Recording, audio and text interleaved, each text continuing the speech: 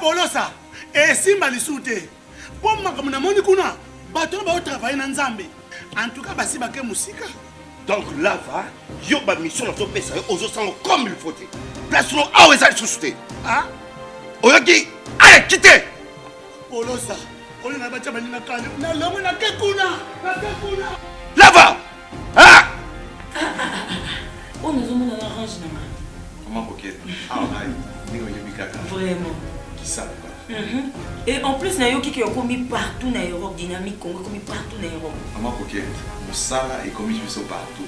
Tout commis en Suède, tout commis à Paris, tout commis à Lille, tout commis à Bruxelles. Et puis, base n'a vu ce toujours Londres, Angleterre.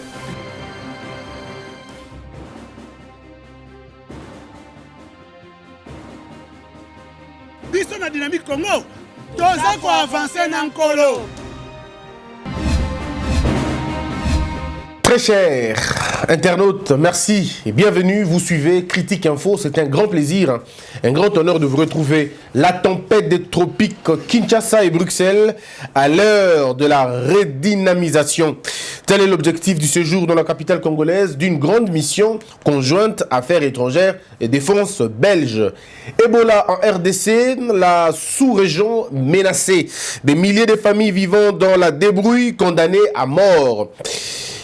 Tshisekedi met en garde les gouverneurs de province. Mesdames, mesdemoiselles et messieurs, je dis bienvenue. Forum des As. Fachi pour un contrat programme entre les gouverneurs et entre le gouvernement et les gouverneurs. Cette feuille de route permettrait au chef de l'État de mieux sanctionner la gouvernance des exécutifs après chaque évaluation trimestrielle. Vous avez tous entendu ce débat. Félix Tshisekedi, président de la République, avec un ton très ferme, a dit au gouverneur, vous devez intégrer ma vision qui est celle de placer l'homme au centre de tout intérêt. Ça veut dire l'homme au centre. L'homme au centre, c'est le logement de l'homme, c'est la santé de l'homme, c'est la communication de l'homme, c'est le déplacement de l'homme, c'est l'éducation de l'homme, c'est l'instruction de l'homme, bref, le social de l'homme.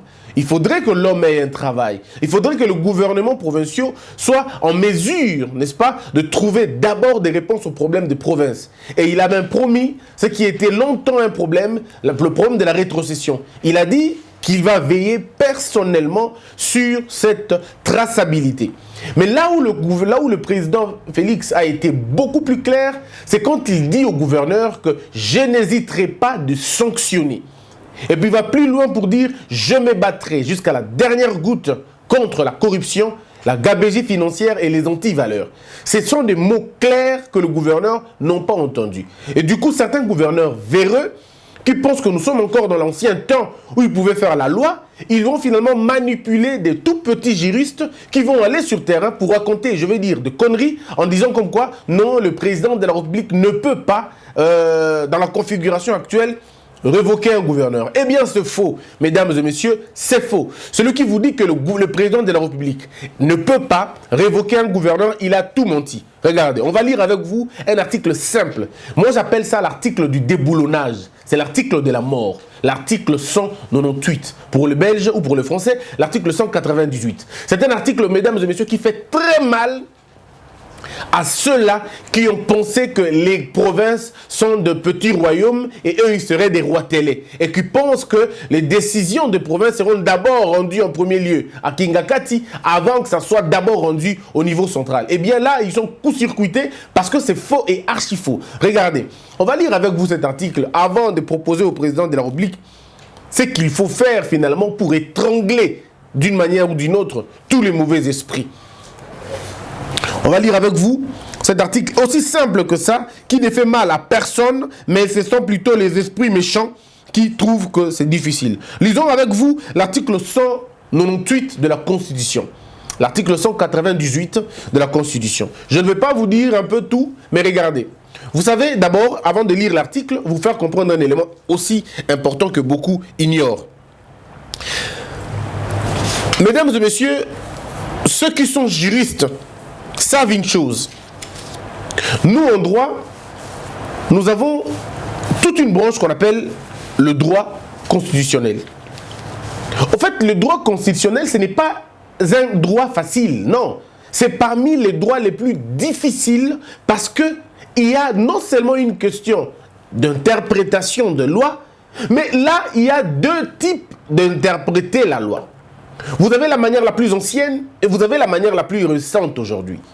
Bon, je veux dire sincèrement, nous qui avons étudié dans le système francophone, nous avons un peu de soucis, un peu de lacunes, parce que nous utilisons encore, et encore que je parle de l'Afrique, nous utilisons encore les anciennes méthodes, sinon l'ancienne méthode. C'est quoi l'ancienne méthode? C'est l'interprétation littérale ou l'interprétation grammaticale. Ça nous empêche de rentrer dans une définition, dans une interprétation sémiologique, dans une interprétation légistique. Mesdames et messieurs, ce sont deux choses totalement différentes. La première vous empêche de comprendre les enjeux dans lesquels la Constitution a été élaborée, le temps, les circonstances et même l'esprit de cette loi-là. Parce que dans l'esprit d'une loi, il y a des dimensions et des dimensions. Vous avez des intentions et vous avez des propos clairs.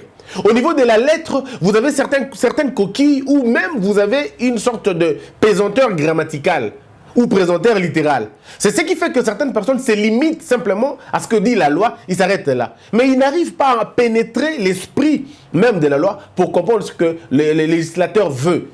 L'article 198 de cette Constitution, nous ne pouvons pas la lire séparée à l'article 69 de la Constitution. L'article 69 de la Constitution dit ceci en résumé.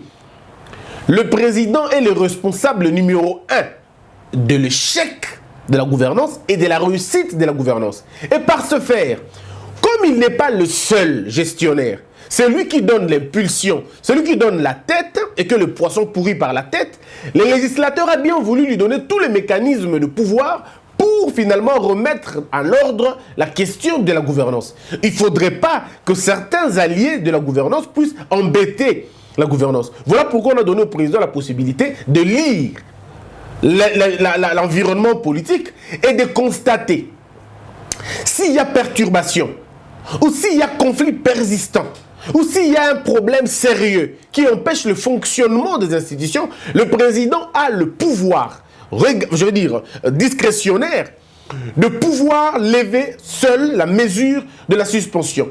Mais pour la beauté de la démocratie, je veux dire, pour la beauté de la démocratie, les législateurs utilisent des termes aussi simples que ça. C'est ce que là, ceux qui ne se sont pas formés dans la sémiologie et dans un exercice légistique de l'interprétation de la Constitution, tombent très souvent. En réalité, quand le législateur utilise un verbe, c'est que le législateur a estimé que ce verbe-là avait un contenu. Ce verbe-là n'est pas défini forcément dans le dictionnaire comme vous l'entendez, mais ce verbe-là est défini juridiquement et surtout dans la philosophie du droit. Ça veut dire quoi exactement? Vous allez voir, dans cet article, les législateurs parlent de concertation. Ils parlent de domaine public. Il parle de domaine de concertation. Vous imaginez que le législateur ici ne parle pas de la permission, ne parle pas de l'autorisation, il n'utilise pas finalement des verbes impératifs, mais là il utilise un verbe beaucoup plus clair, beaucoup plus d'entente, où quelqu'un donne l'impulsion. Et donc ça, c'est ce qui bloque beaucoup de juristes malheureusement. Et ils racontent à la télévision, non, le président ne peut pas, le président ne peut pas. Non, regardez ce que la loi dit. Dans son article 198. Cette loi a été conçue pourquoi? À l'époque, M. Kabila n'avait pas le pouvoir de révoquer un gouverneur. Non, il n'en avait pas. Parce qu'en réalité, dans le contexte ancien, le gouverneur ne pouvait être que redevable au niveau de son gouvernement, au niveau de son gouvernement et au niveau de l'Assemblée provinciale.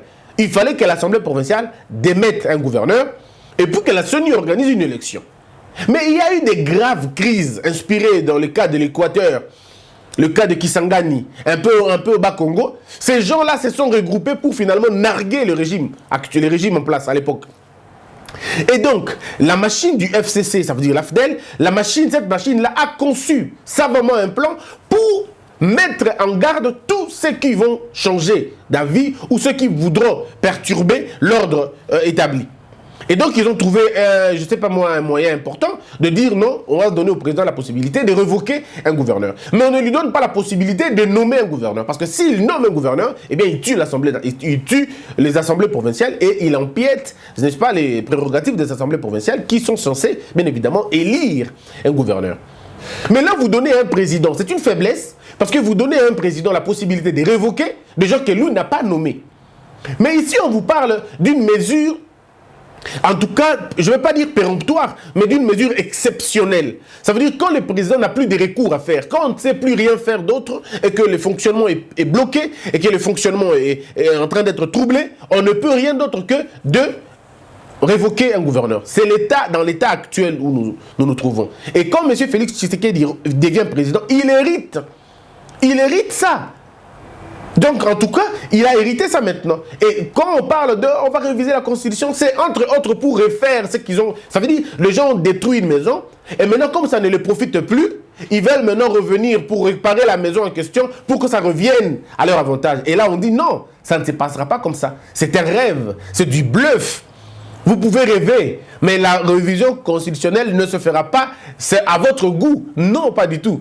Autant vous pensez que vous êtes un groupe de gens qui peut impulser les choses, autant Félix Tshisekedi a aussi un groupe de gens qui va travailler pour l'aider à vous mettre aussi mal à l'aise. Et c'est simple, c'est des bonnes lois. Et il y aura une bataille judiciaire très importante, une bataille de droit très importante, et je suis très convaincu que c'est de l'autre côté qu'on gagnera. Mais vraiment pas chez vous. Voilà l'article 198 qui dit modifié par l'article 1er de la loi numéro 11/002 du 20 janvier 2011 portant révision de certains articles de la Constitution de notre République. Le gouvernement provincial est composé d'un gouverneur, ça c'était l'ancien, c'était comme ça avant, composé d'un gouverneur, d'un vice-gouverneur, de ministres provinciaux, bref, c'est tout long, hein. C'est vraiment tout long, je vous épargne les détails. Mais je vais aller là où ça m'intéresse beaucoup. Alors voilà ce qu'on dit. Les membres du gouvernement provincial peuvent être collectivement ou individuellement relevés de leurs fonctions par le vote d'une motion de censure ou de défiance de l'Assemblée provinciale. Là, c'est bien. C'est ce que ces autres juristes, n'est-ce pas, racontent à la télévision. Ils bloquent là. Mais ça, c'est une lecture sélective. Ce n'est pas une lecture globale de l'article. Allons-y maintenant en profondeur. Allons-y en profondeur, vous allez voir. En profondeur, qu'est-ce que l'on dit? Lorsqu'une crise politique grave et persistante, est-ce que vous avez entendu les propos, les termes que le législateur veut employer? Le législateur dit ceci. Une crise, d'abord, il faut qu'il y ait une crise politique. Ça veut dire le gouvernement provincial, l'Assemblée provinciale ne s'entendent plus. Le gouvernement provincial, le gouvernement central ne s'entendent plus aussi. Le peuple et l'Assemblée ne s'entendent plus. Ça ne marche plus. Donc ça veut dire que la vie politique d'une province est bloquée parce que les gens ne s'entendent plus. Les institutions ne s'entendent plus. Et que c'est persistant. Après plusieurs réconciliations, ça ne marche toujours pas. C'est en ces moments-là qu'on parle d'une crise politique grave. Ça veut dire les institutions ne s'entendent pas. Persistante, ça veut dire on a insisté. Ici, le législateur veut vous faire comprendre que quand ça persiste par rapport à quoi? Ça persiste par rapport à la densité, ça persiste par rapport à autant de fois où l'on a essayé de le réconcilier, mais ça n'a pas marché et la crise persiste toujours. Et ça, je vous dis la vérité, certains juristes de petits esprits ne pourront pas atteindre cette sphère. Aussi simple d'ailleurs. Ça, c'est grâce à la légistique et c'est grâce à la sémiologie. Ce n'est vraiment pas grammatical, ce n'est pas non plus littéral. Ce que beaucoup font aujourd'hui. Et donc, persistance menace d'interrompre le fonctionnement régulier des institutions provinciales. Vous avez vu? Alors, le président, comme conséquence, le président de la République peut, on utilise le verbe pouvoir, il peut, par une ordonnance, délibérer en conseil des ministres et après concertation avec le bureau de l'Assemblée provinciale et le bureau du Sénat. En fait, qu'est-ce que ça veut dire concertation? Concertation veut dire quelqu'un a l'initiative. Je veux faire une chose Mais je veux me concerter avec les autres. Ça veut dire quoi? Ici, comme nous sommes dans une république, il faut que toutes les actions du président de la République ou les autorités de la République soient légitimées par les institutions de la République. Et l'Assemblée nationale qui représente le peuple, le Sénat qui représente les provinces, c'est tout à fait normal, régulier, sage que le président de la République puisse en aviser ces gens-là. C'est-à-dire le président va aller rencontrer le président du Sénat, le président de l'Assemblée nationale. Pas pour leur demander la permission, non. Ici, il n'est pas question, je viens, vous avez moi, Félix Tshisekedi, le fils d'Étienne, je suis combattant, je veux maintenant révoquer un gouverneur. Non! Il vient, il dit au président et de l'Assemblée nationale et de l'Assemblée du Sénat, messieurs les deux présidents, vous vous rendez compte que nous avons une crise persistante là-bas. Nous avons osé, avec vous d'ailleurs, de traiter le problème, mais ça n'a pas marché. Et maintenant, je m'assume en tant que président de la République, je voudrais démettre tel monsieur. Alors, les deux autres ne vont dire que oui, parce qu'ils ne peuvent pas. Si le président de l'Assemblée nationale bloque ou il dit non, je ne suis pas d'accord, la loi ne prévoit aucun mécanisme pour le président de l'Assemblée nationale d'interrompre le cours. Non. Le président de l'Assemblée nationale ne peut pas interdire au président de révoquer un gouverneur, il ne peut pas, parce qu'il n'en a pas le droit. Le président du Sénat non plus ne peut pas, ils n'ont pas un mécanisme de rétention du pouvoir, ils ne peuvent pas. Eux, ils ne peuvent qu'écouter. Et s'ils ont des conseils à faire au président, ils vont le faire. Ils vont lui dire, oui, monsieur le président, mais la crise dont vous parlez n'est pas vraiment une crise. Nous pouvons trouver d'autres voies et moyens pour régler le conflit. Si le président dit, ok, vous estimez qu'il y a un autre moyen, oui, donnez-moi l'autre moyen en question. Si le président estime que, c'est ça ce qu'on appelle une concertation, vous discutez sur le moyen de faisabilité de la question, pas sur le moyen d'acceptabilité. Non, c'est sur le moyen de la faisabilité. Comment nous allons le faire? C'est très différent d'un moyen d'acceptabilité. Le président de l'Assemblée nationale, le président du Sénat n'ont pas le moyen d'acceptabilité d'une décision du président. Ils ont juste besoin de faisabilité. Ils vont étudier la faisabilité. Monsieur le président, nous estimons que la crise n'est pas vraiment criante. Est-ce qu'on ne peut pas passer autrement? Est-ce que vous ne pouvez pas revoir votre manière de décider? Le président peut dire, bon, ok, parce que vous estimez, je vous laisse 1 mois ou je vous laisse 2 mois, trouver la solution. Sinon, je serai obligé de sortir ma carte. Et donc, vous avez vu le problème. Alors, donc, ceux qui disent que le président ne peut pas démettre le gouverneur, ils ont menti. Je vous ai lu la loi. Mais c'est quoi la conséquence après avoir révoqué un gouverneur? La loi dit clairement, toujours de l'article 198, la loi dit, après avoir révoqué un gouverneur, la Commission électorale nationale indépendante, je crois, va devoir organiser une élection du gouverneur et appeler les autres. Alors, est-ce qu'il faut aller vraiment faire l'université pour comprendre ça? C'est aussi simple. Ces gouverneurs qui racontent ça aujourd'hui, on les connaît tous. Ils sont simplement dérangés. Ils savent aujourd'hui qu'ils ne peuvent plus compter sur la corruption. Non, ils savent qu'ils ne peuvent plus compter sur la corruption. Vous les avez vus à Kingakati. À Kingakati, ils sont allés dire merci à leur président. Ils sont allés dire merci là-bas. Mais maintenant, là, c'était la vraie réunion. C'était là la vraie réunion. Et le président a dit, dans 3 mois, vous serez évalué. Trimestriellement. Vous serez évalué. Alors j'ai entendu quelqu'un dire, non, il n'a pas le droit de demander 3 mois. Oui, il a le droit de demander les 3 mois. Ce n'est pas constitutionnel, oui, mais c'est dans ses fonctions du contrôle. C'est dans ses fonctions en tant que président de la République. C'est dans ses fonctions, il est dans le droit de demander à ces gens-là de revenir. Et voilà pourquoi moi je dis toujours que monsieur le président Félix Tshisekedi a toutes les chances de gagner, a toutes les chances de devenir un très grand président, mais il lui faut simplement de l'exemplarité. Voilà pourquoi il demande aux autres l'exemplarité. Il y a des gens, vous avez entendu des rumeurs, non? Des rumeurs comme quoi, non, le président Mbongozo Bimamingi, mesdames et messieurs, c'est une fausseté grave. Le président de la République a instruit que l'argent ne sorte pas. Donc Mbongo Bimasouté. Et il y en a dans son cabinet qui souffrent de cette mesure-là. Mbongo Bimasouté. Parce qu'aujourd'hui, on a un budget, on a encore une fois un compte excédentaire. Vous entendez la BCDC parler? La BCDC ne parle plus. Parce que la BCDC s'est rendu compte que Mbongo Bande Kolobake est excédentaire. Mbongo les a comblés. Aujourd'hui, au moment où nous parlons, cet argent est comblé. On n'a plus de vide. Alors il faudrait que la BCDC ait la capacité aujourd'hui, l'honnêteté, de dire la vérité. D'annoncer. La BCC, de dire la vérité, de dire aux gens, écoutez, non, on s'est trompé, maintenant que Mbongo est belé. Alors, c'est dans cette logique-là que le président de la République doit informer na ba gouverneur wana. La constitution dit ceci, dans le même article ba gouvernement provinciaux, il faut passer le ministère na bango et les cas 10 personnes étaient. Et moi je demande au président de la République d'avoir des mesures d'accompagnement à sakanate na makambwana. Aucun gouverneur ne peut aller signer un contrat avec les investisseurs Libanda sans que le gouvernement central soit au courant. Nous devons empêcher que le lithium de Tanganyika et de Pamba. Il faut empêcher que le mine du Katanga et de Pamba. Il faut empêcher que le coltan du Kivu et de Pamba. Il faut empêcher que le bois de l'Équateur et de Pamba. Ces gouverneurs-là ne sont pas les patrons. Ces gouverneurs-là sont d'abord les gestionnaires numéro 1. Et monsieur le président, vous devez les mettre devant un fait accompli. Moi, je crois que monsieur le président, vous devez encore rappeler ces gens-là une seule chose, que nous connaissons tous les richesses de vos provinces. Et si le bois de l'Équateur ne peut pas construire l'Équateur, alors que le gouverneur qui sera élu, mettez-le dehors.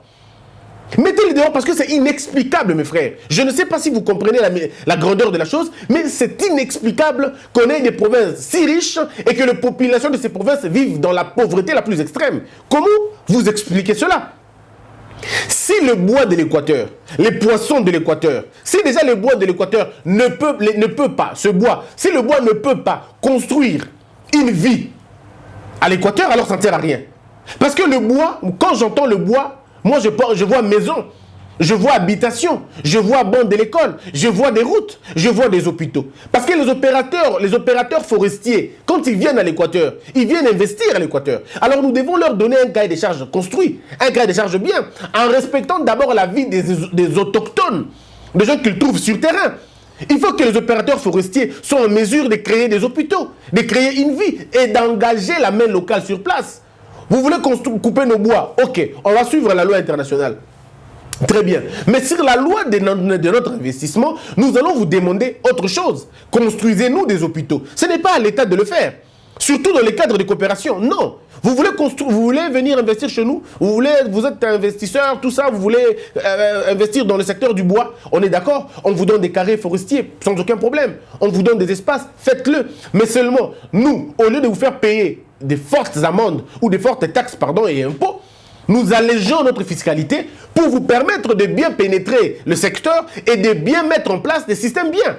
Et là, quand un opérateur forestier arrive, il dit, bon, moi je vais investir pour 2 millions de dollars. L'État lui dit, ok, tu payeras, au lieu de 100%, tu vas payer 30% des taxes et des impôts, mais à condition, crée-nous un hôpital d'accueil, par exemple, de 400 personnes. Des lits, un hôpital équipé, et crée-nous une route qui sort de ton endroit, de ton domaine, du domaine là, jusqu'à la chefferie. Créez-nous ça. Créez-nous des logements sociaux pour vos travailleurs. Ce sont les bâtisses, ce sont les entreprises qui le font. Rappelez-vous de la ville de Kipushi. Rappelez-vous de la ville de Kolwezi. Rappelez-vous de la ville de Lubumbashi. Ce sont des villes construites par les usines minières. Nous pouvons le faire aussi pour la forêt. Maintenant, il faut que le président soit clair. Le président a dit ceci. Et moi, je lance l'appel aux investisseurs congolais. Ceux qui vous ont dit que ne venez pas investir parce qu'il y aura de l'instabilité, vous ont menti. Le président a dit ceci. Si vous voulez venir investir au Congo et que quelqu'un vous dit, pour rencontrer le président, donnez-moi l'argent. Le président Tshisekedi a dit ceci. Donnez-lui l'argent là. Ce qu'il vous demande, donnez-lui. Faites tout pour obtenir un rendez-vous. Et quand on sera avec vous, quand vous serez devant le président, dites-lui ceci. Monsieur le président, on a demandé l'argent pour vous rencontrer. Et il a limogé plus de 10 personnes déjà comme ça. Il a limogé des gens déjà comme ça. Ça veut dire, ne soyez pas inquiétés, mesdames et messieurs. Soyez calmes et clairs. Quand on vous demande de l'argent, donnez cet argent. Mais quand vous rencontrerez le président ou vous rencontrerez son directeur de cabinet, dites-leur que, voilà, on nous a demandé l'argent. On nous a demandé l'argent, on nous a rançonné 200 000, 100 000 pour vous rencontrer. On a acheté un permis d'exploitation à autant. Et le président va prendre des mesures sur place. Et c'est de la même chose, monsieur le président. Vous devez interdire cette gestion d'argent. Nous devons refuser cela parce que nous sommes dans une phase de construction du pays.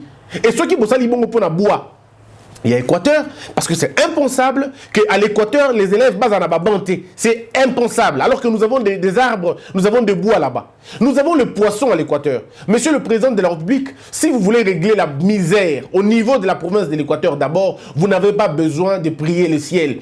Vous avez juste besoin d'acheter, vous, ou de préparer, ou d'appeler, d'encourager les investisseurs à travailler dans le secteur de la pêche industrielle. Vous savez pourquoi? Un chalutier, ça veut dire un chalutier, un bateau de pêche coûte environ 200 000 à 800 000 dollars. C'est 200 à 800 000. Il y en a des petits qui coûtent 70 000, 85 000. Donc, avec 1 milliard de dollars d'investissement que vous pouvez trouver vous-même par les trésors publics, où vous pouvez appeler les investisseurs congolais en les donnant des financements ou en les favorisant à le faire avec de petites fiscalités, une fiscalité encore légère et douce. Ces gens-là peuvent venir investir dans le domaine de la pêche. Et vous allez voir, ça va engager beaucoup de gens, ça résoudra beaucoup de problèmes. Et quand on aura une pêche industrielle qui prendra en compte une aquaculture, au niveau de la province, c'est l'Équateur qui va nourrir tout le Congo en termes de poissons, parce que nous allons aussi rencontrer les poissons, la même logique, au niveau du lac du Kivu, on va aller au niveau de Kisangani. Pour la même chose, et vous allez voir que le bassin du Congo va finalement offrir le poisson aux Congolais et on ne mangera plus les chinchards. La question, elle est simple. Une pêche industrielle bien réfléchie, qui peut être soutenu par l'État ou soutenu par les privés, ça peut toujours donner l'importance à beaucoup de choses et les choses peuvent changer. Donc si chaque province, on n'a pas ça, ça va être compliqué. Les mines du Katanga, le lithium des Tanganyika, vous devez veiller sur ça, Monsieur le Président, en demandant à ces gens-là, nous voulons voir la traçabilité des contrats.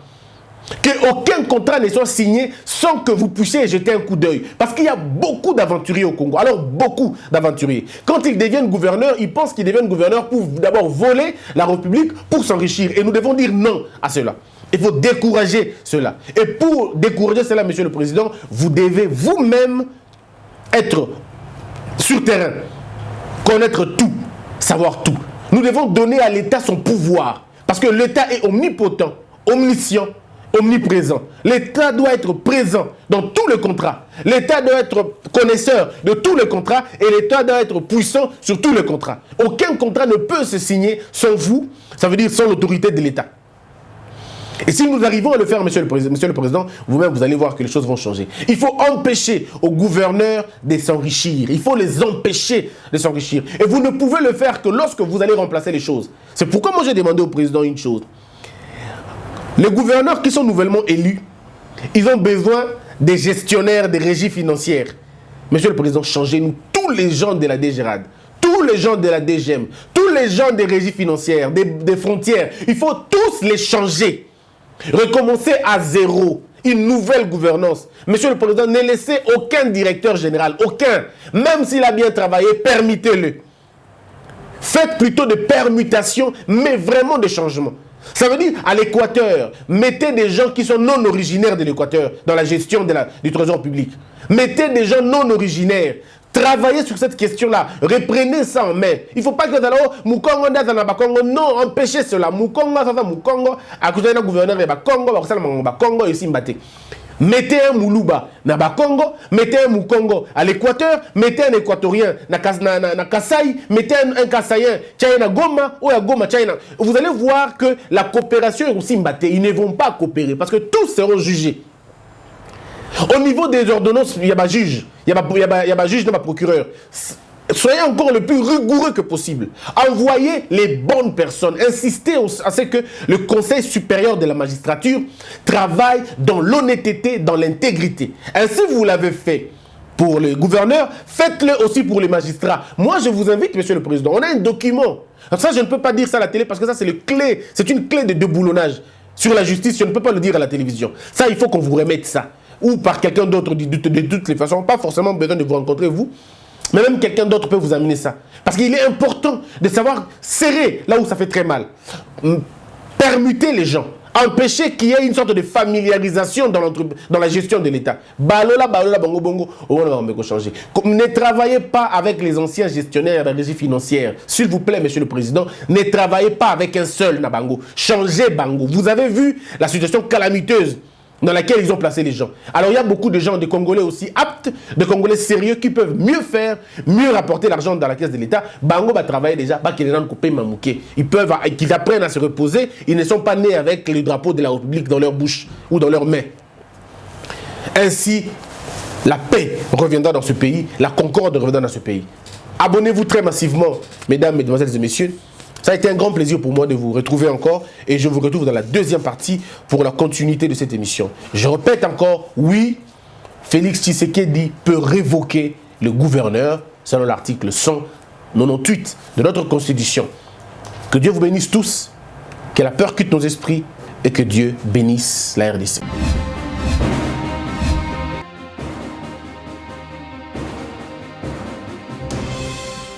Patron nga Polosa. Et simba lisute. Pour makambo na moni kuna, bato ba travailler na Nzambe. En tout cas basi bake musika. Donc là va, yo ba mission na to pesa yo ozo sango comme il faut. Place no awe za susute. Ah? Oyoki, allez quittez. Polosa. On na bacha bani na kale. Na longo na kekuna. Na kekuna. Là va. Ah! On nous emmène à l'orange, maman. Comment coquette? Ah, Vraiment. Qui ça? Et en plus, nayo qui est commis partout dans l'Europe, dynamique Congo, commis partout dans l'Europe. Maman coquette, Moussala est commis partout. Tout commis en Suède, tout commis à Paris, tout commis à Lille, tout commis à Bruxelles. Et puis, base, n'a vu ce toujours Londres, Angleterre.